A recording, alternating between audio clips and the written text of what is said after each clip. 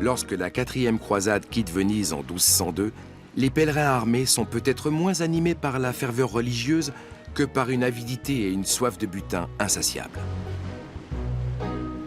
La route qui mène à Jérusalem passe par le Bosphore.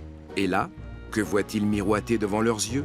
Constantinople, capitale de l'Empire byzantin, dont les palais et églises débordent de trésors. Les croisés font halte dans la métropole pour faire des emplettes, à leur manière. Depuis des siècles, les puissantes murailles ont résisté à tous les assaillants. Mais cette fois-ci, non.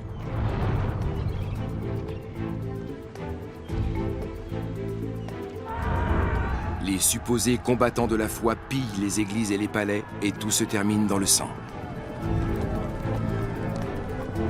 Ils arrachèrent les enfants à leurs mères et violèrent les jeunes femmes sans jamais craindre Dieu. Tels furent les crimes que commirent les armées occidentales contre le peuple élu du Christ. Les chevaliers commettent des atrocités contre leurs propres frères et sœurs de religion. Les croisades créent la division non seulement entre chrétiens et musulmans, mais au sein même de la chrétienté. Comment a-t-on bien pu en arriver là?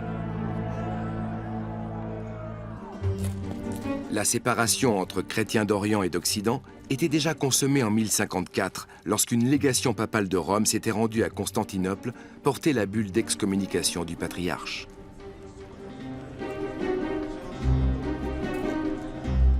Des querelles dogmatiques opposaient depuis longtemps les deux églises.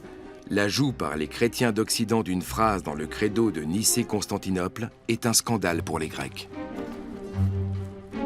Du point de vue liturgique, la messe y était aussi dite en grec et non en latin. On ergotait vraiment sur tout. Fallait-il utiliser du pain au levain ou des hosties pour communier? À croire que les princes de l'Église n'avaient rien de mieux à faire. Le patriarche de Constantinople et le pape de Rome finiront par s'excommunier mutuellement. La chrétienté se divise alors en deux camps, les orthodoxes à l'est et les catholiques à l'ouest.